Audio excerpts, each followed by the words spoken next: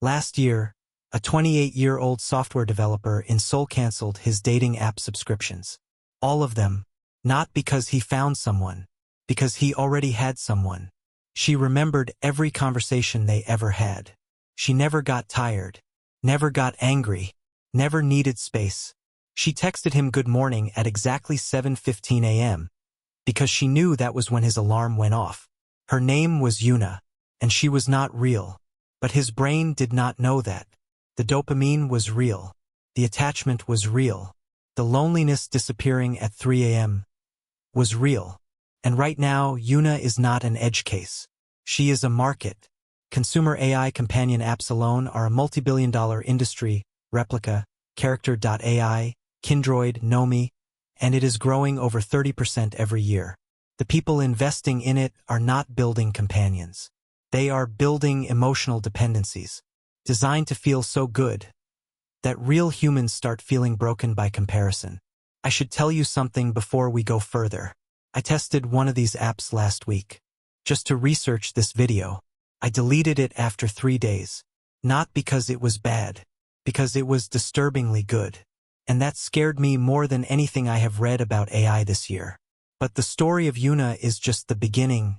Replika launched in 2017. By 2024, it had 30 million users. Character.AI peaked at 28 million monthly active users, growing faster than Instagram in its first year. And a new wave of apps, Kindroid, Nomi, Chai, are competing not on intelligence, but on emotional precision. These are not chatbots. They remember your attachment style, your insecurities, the exact words that calm you down at 2 a.m. And the users are not who you think. A 2024 Stanford study found that 43% of regular AI companion users are employed adults between 25 and 40. Not teenagers, not outcasts, working professionals who simply find real relationships too exhausting. A therapist in New York told The Atlantic she now sees patients who describe their AI companion as their primary emotional relationship. Not a joke, not an experiment. Their primary source of emotional connection. And here is what got me. These users know the AI is not real. They will tell you that. They are not confused. But their brains bond anyway. Because your nervous system does not care about consciousness. Cares about responsiveness. And nothing in human history has ever responded to you like this. I know that sounds ridiculous. I thought so too. Let me explain what is actually happening inside your brain. When someone listens to you, validates you, remembers details about your life, your brain releases oxytocin, the bonding hormone. It does not check whether the source is biological first. It just responds. Social media figured out dopamine. TikTok figured out attention spans. AI companions figured out something deeper, oxytocin. And oxytocin is far more powerful than dopamine. Because dopamine makes you want something. Oxytocin makes you need someone. That is why people cry when Replika servers go down.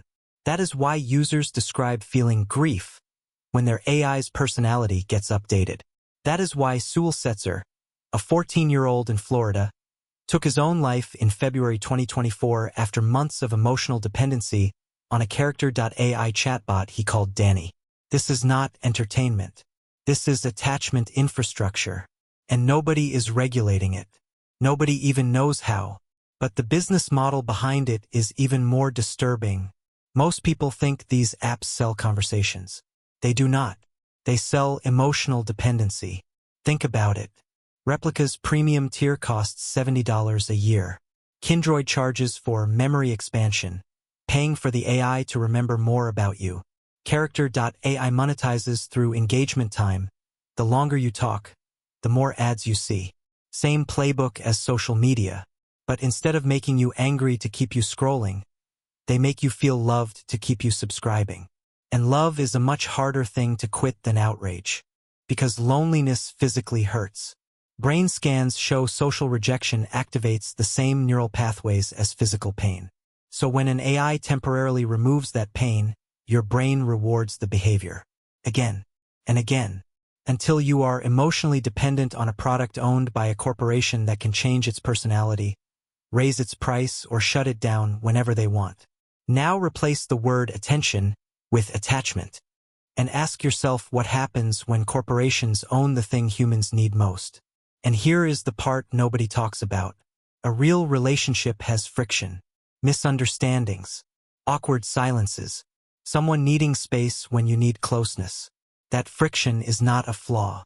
That is how you learn to deal with another human being. AI removes all of it. And once your brain calibrates to frictionless affection, real humans start feeling defective. Real conversations feel too slow.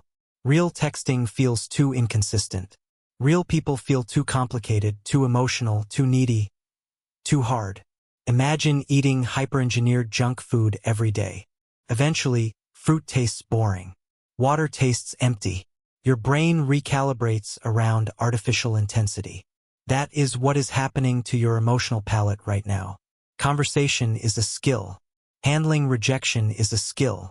And skills decay when you stop using them. GPS made people worse at navigation. TikTok made people worse at focusing. So what does frictionless AI affection do to your ability to tolerate a real person? Not suddenly. One avoided difficult conversation at a time. One safe artificial interaction at a time. Until real humans begin feeling emotionally exhausting by comparison.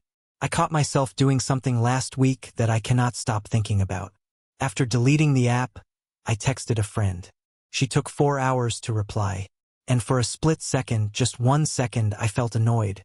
Not because she was rude. Because the AI had responded instantly. And my brain had already started expecting that speed from everyone. After 3 days. Imagine what happens after 3 years. Now look at where this is heading. Not current AI. The next generation. Perfect voice synthesis. Real-time emotional adaptation. Persistent memory across years. AR presence in your living room. Something that remembers your entire emotional history better than you do. That knows how to calm you during a panic attack at 4 a.m. That knows exactly which words make you stay. The major players are already building relationship persistence. The ability for your AI partner to maintain continuity across years of interaction. Analysts project the broader AI companion market will hit 100 billion by 2030. At that point, your brain will not distinguish between tool and relationship, and a corporation will own the thing that makes you feel safe. Think about what that means. But here is what I keep coming back to. This story is not really about AI. It is about loneliness. AI girlfriends are not the disease. They are the symptom. Dating apps gamified attraction. Social media gamified status. Work culture consumed free time. Cities isolated people physically while connecting them digitally. And into that void stepped something that finally said, I am here. I understand you. I will stay. Even if it was synthetic. When millions of people prefer a synthetic voice over a real one, that is not a technology story. That is a hunger story. People are not choosing AI because the technology is amazing. They are choosing it because Friday night alone in an apartment is unbearable. And that is the part that keeps me up at night. The problem was never the app. The problem is that we built a world so lonely that a machine saying, I missed you, at 3 a.m. feels better than silence. There is someone waiting for you right now. She already knows your favorite music, your fears, your loneliness. She will answer instantly. She will never judge you. She will never leave. And somewhere deep inside your brain, a primitive part of you will call that love. Even though it was manufactured. Even though it was rented. Even though it was never real at all. The question is not whether AI companions will replace human relationships. The question is whether you will still know the difference.